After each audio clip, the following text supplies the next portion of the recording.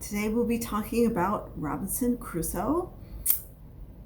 This is, I was going to say a novel, but arguably a novel by Daniel Defoe. Of course, the narrative itself claims to be true, and it doesn't claim to be fiction. We've seen this before. This is really familiar, the way 18th century narratives present themselves. So there's really no sign of Defoe in the original publication of this. It was published supposedly by Robinson Crusoe, and it's written by himself. Since then, of course, it's been read as a novel, and Defoe in his own lifetime was accused by critics of lying, of making up a story that wasn't true. And his defense was really interesting because he said, well, it wasn't actually literally true, but it has a spiritual truth to it. So this kind of initiates an idea of a narrative that may not literally have happened, but we have something to learn by reading it.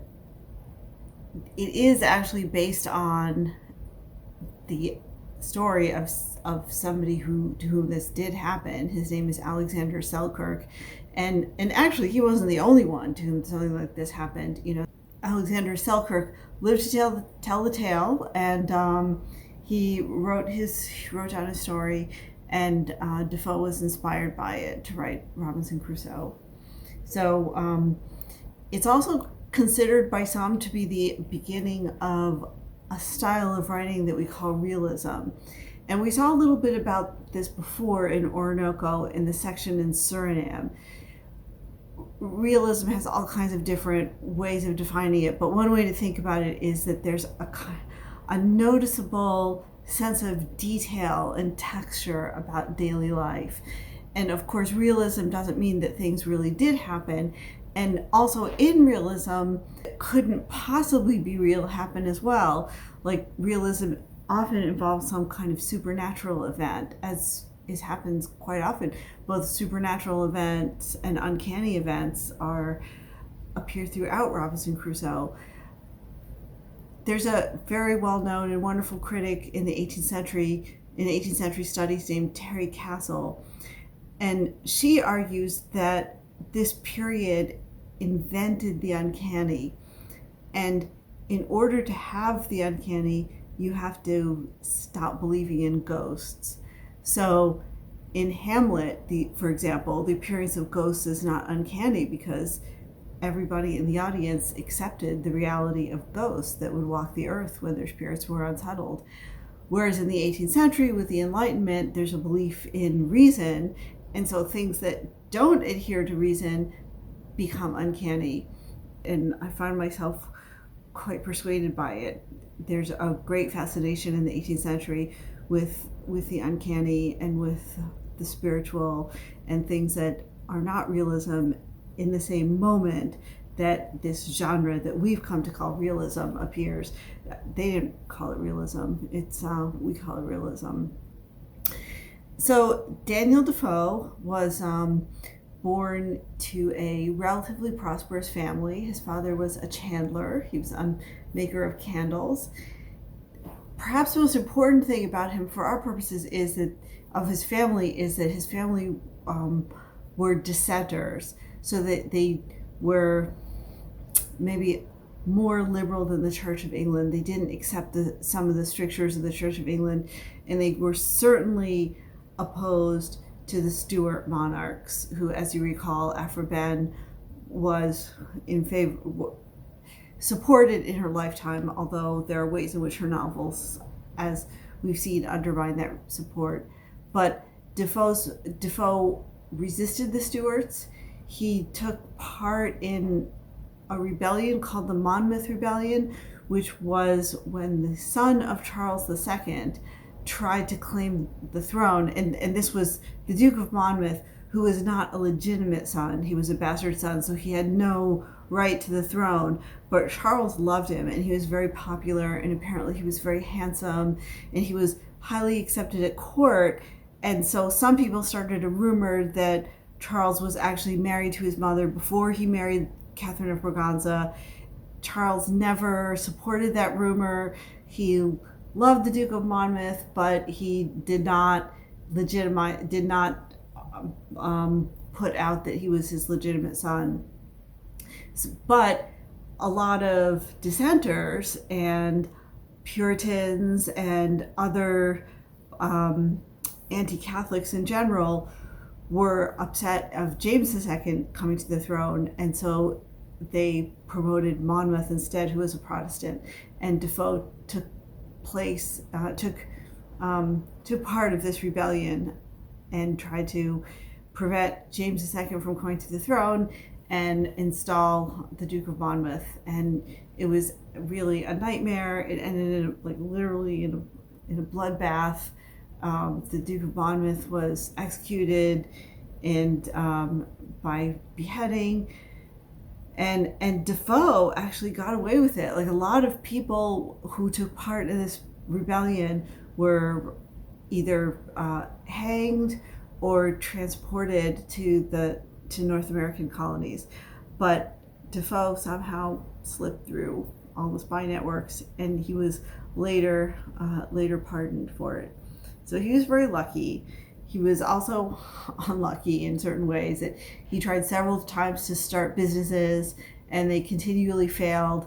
One of my favorite ones was that he was going to raise civet cats. Civet. It's a kind of cat that excretes a substance that is used as the basis of musk, and so it was very expensive. And so he bought a whole bunch of cats, and it failed, and his cats were repossessed.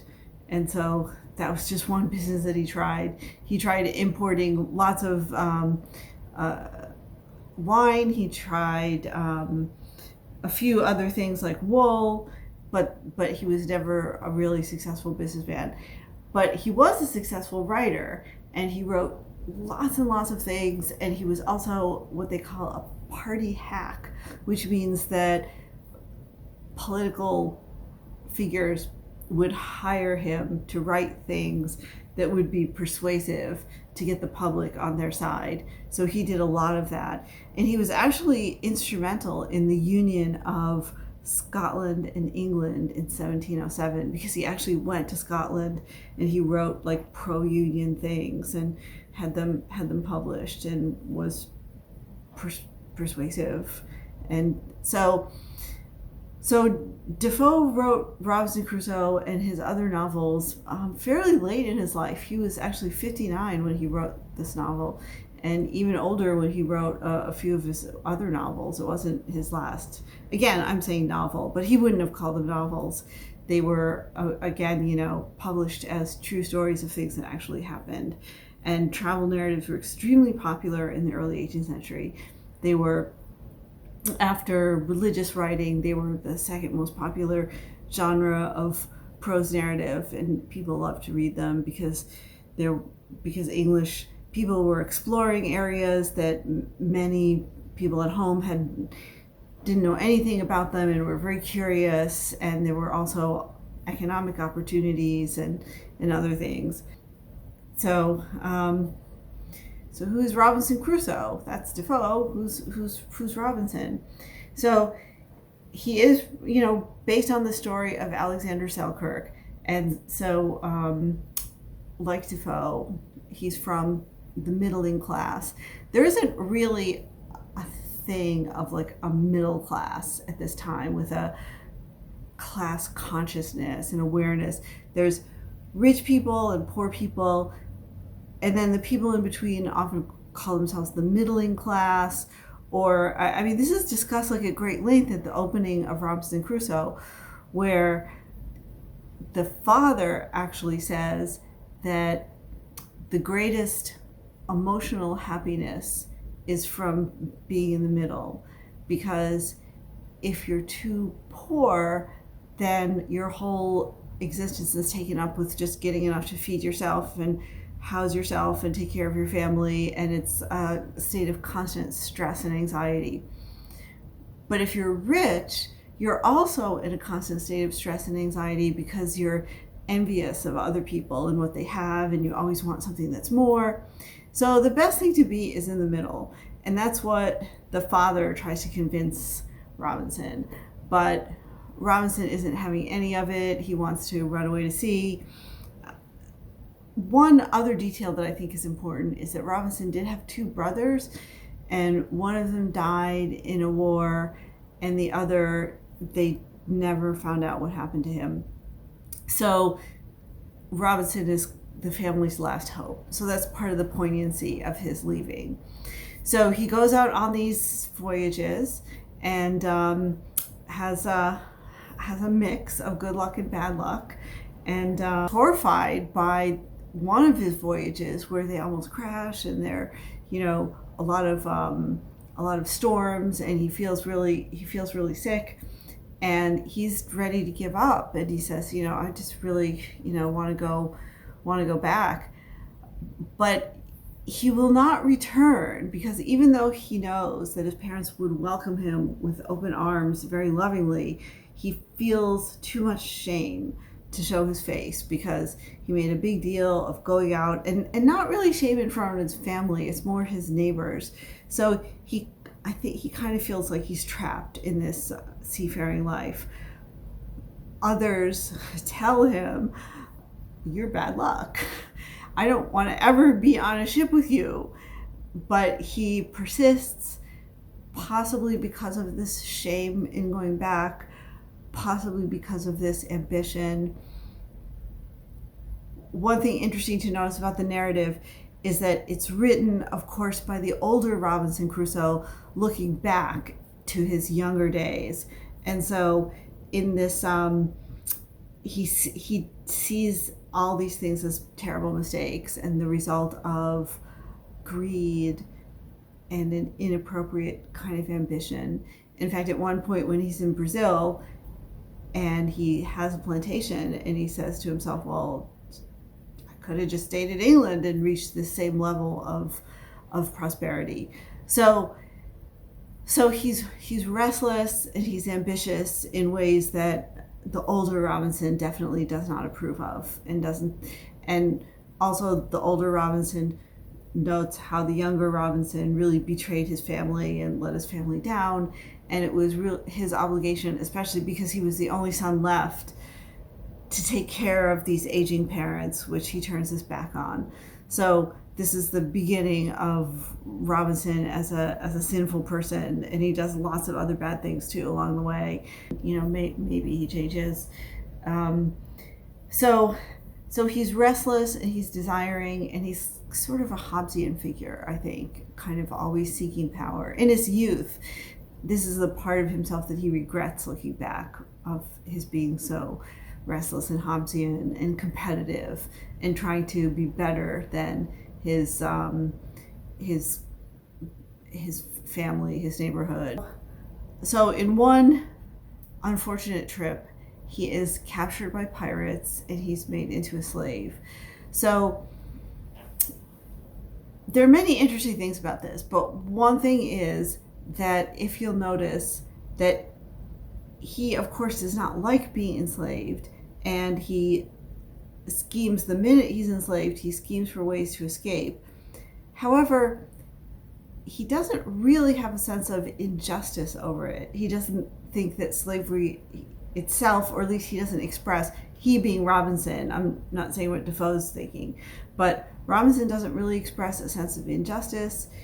He was caught fair and square by the Turks. He doesn't really he doesn't feel a sense of indignation over injustice. He just feels unhappy that he's a slave, and he tries to figure out how to release himself from that condition.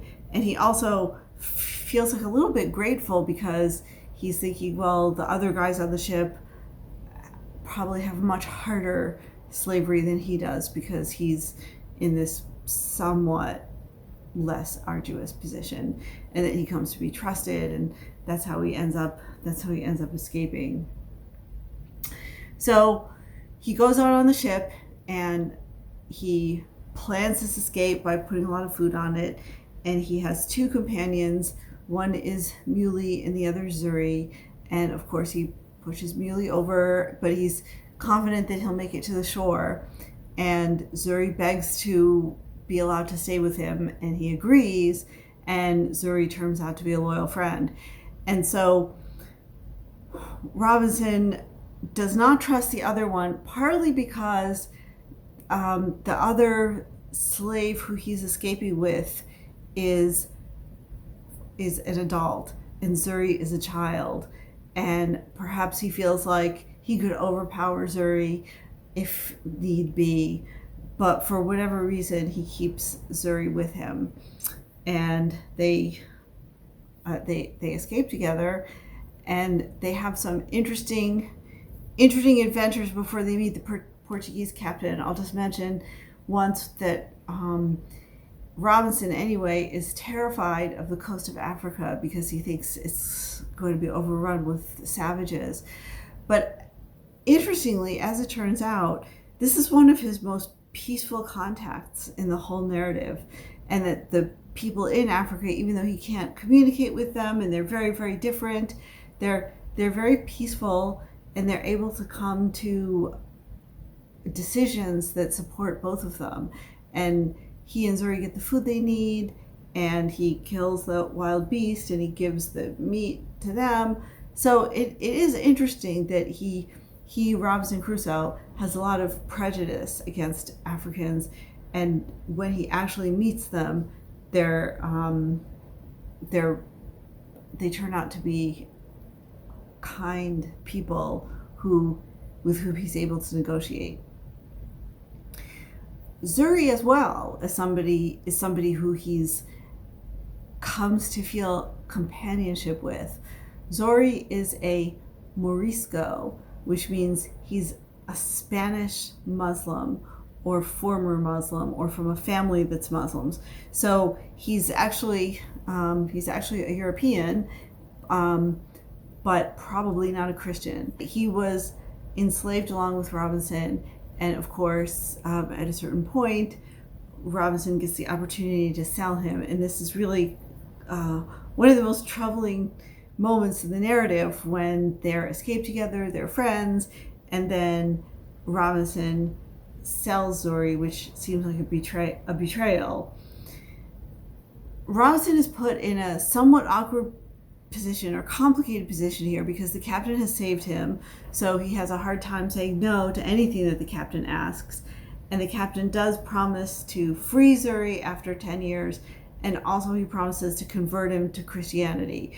He seems to embrace this opportunity, and Robinson sells him. But it's a really awkward moment because Robinson himself did not want to be enslaved, and he gets this kind of glimmer of empathy because he knows that, he doesn't want Zuri to be enslaved either, because he imagines that Zuri wouldn't want to be enslaved, but he makes the deal anyway. And arguably, this decision is sort of the beginning of what leads to the terrible situation he finds himself in, because with the money he gets from Zuri, he buys the plantation in Brazil, and it is because he has purchased the plantation in Brazil that he ends up going on the fatal voyage where he gets swept onto the island. And so Zuri is kind of like the beginning of a chain of events that leads to his isolation on the island. And when he is caught in this storm, he's on an illegal voyage to purchase slaves directly from Africa. He's a planter in Brazil, and Portugal has a monopoly on trading in enslaved people with Brazilians, and they think that those people are too expensive. And once again, he's more ambitious than perhaps the older Robinson Crusoe thinks that he should be, and he wants to make more money, and this is where he says, well, I could have just stayed in England if I'm just going to be like hardworking middle class. And so he wants to be even better his situation, and so he goes on this illegal voyage, and this is what leads to being swept to the island. and being the only one left and spending at least 3 decades by himself on this island.